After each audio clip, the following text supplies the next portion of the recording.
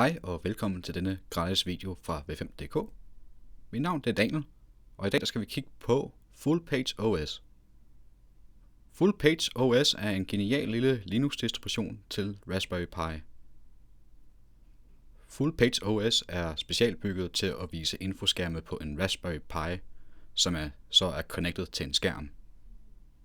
Her i videoen til Mac vil jeg vise dig, hvordan man kommer i gang, får installeret det her Full-Page OS på et SD-kort, og derefter vil jeg vise dig, hvordan du lige opsætter det hurtigt, og hvordan du tilføjer de såkaldte infoskærme. Så lad os da komme i gang. I det her blogindlæg kan du finde linket til Full-Page OS, eller du kan også bare gå ind, ligesom jeg har gjort her, og skrive github.com/guysoft/fullpageOS. Og det er vigtigt, at du staver det med et stort F og et stort P og et stort OS. Og så vil jeg gå lidt længere ned på siden, og så vil der stå her where to get it, så vil jeg hente den fra den officielle mirror, som er lige her. Og jeg vil nu få den her side frem her. Og jeg vil så vælge i skrivende stund 2016-05-27 versionen, som fylder 557 megabyte. Så den vil jeg trykke på. Nu har vi hentet Full-Page OS, og nu vil jeg så smide mit SD-kort i min kortlæser. I det her tilfælde bare i siden på bærbaren. Så det gør vi lige hurtigt. Og det vil nu komme ud på skrivebordet her. Nu viser den godt nok 2 partitioner på den her,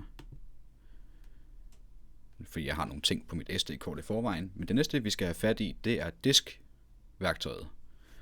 Så jeg vil trykke Command mellemrum, og så vil jeg trykke eller taste disk-værktøj, åbne det.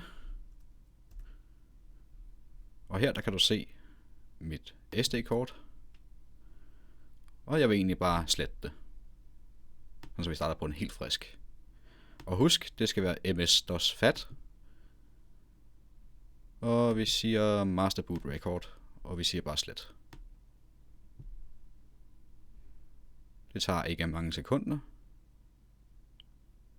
Skulle det meget gerne ikke i hvert fald. Nej, nu kommer den.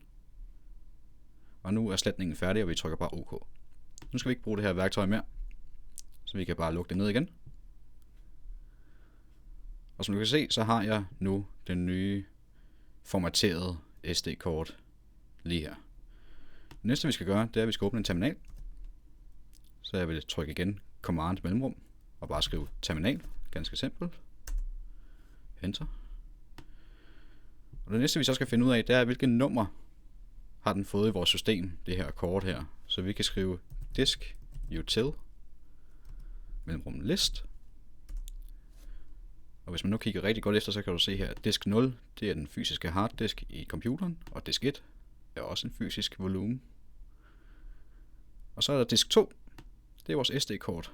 Som du kan se, der er formateret i DOS-FAT 32 og ikke har noget navn. På 8 GB her i det her tilfælde. Så det næste vi vil gøre, det er, at vi vil såkaldt unmounte det her diskbillede, så vi faktisk kan skrive til det. Og det gør vi ganske simpelt ved at skrive disk util unmount stort D for disk. Og så skriver vi simpelt bare dev disk 2, ligesom det står lige her. Og hvis du nu lægger mærke til over i højre side her med uden navn, der vil den nu forsvinde lige om 2 sekunder. Så nu er vi sikre på, at den ikke er der mere, eller den ikke er mounted mere. Så nu er det endelig på tide, at vi faktisk overfører Full-Page OS over til vores SD-kort.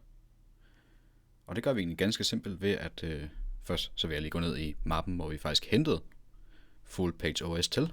Og i mit tilfælde, der er det i overførsler.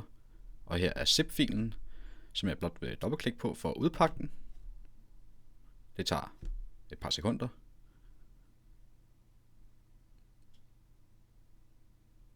Sådan. Nu har jeg så min Full-Page OS-fil her. Og jeg vil egentlig bare smide den ud på skrivebordet, så jeg ved præcis, hvor den er. Og lige lukke Finder ned igen. Og nu inde i vores terminal, der skal vi lave en sudo-kommando. Fordi at du har ikke adgang som normal bruger til at kunne skrive til diske. Eller rettere sagt SD-kort og USB'er og så videre. Så jeg vil skrive sudo dd, og så vil jeg lave en bs er lige med 1m, og så vil jeg skrive if er lige med, så vil jeg lave sådan en lille tilde karakter. Det var ikke sådan. Det var sådan der. Lave en streg, og så vil jeg sige desktop. Sådan. Og så kan du se, navnet det er 2016. Så jeg vil bare skrive 20, og så bare lave en tryk på tabulator-knappen. Så har den skrevet det hele. Og som du kan huske her, så er vores SD-kort, den ligger på dev disk 2. Så vi vil egentlig ganske simpelt bare skrive of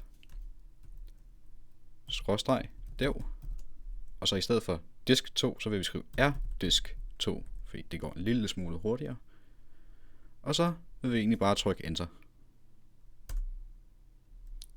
Her der vil den så bede dig om koden, som du bruger til at logge ind med. Så er den i gang med at overføre. Der sker ikke ret meget på skærmen, men husk, hvis du er lidt i tvivl om, den faktisk gør, hvad du egentlig har bedt den om, så kan du altid holde Ctrl, Alt og T. Så får du en lille besked på skærmen.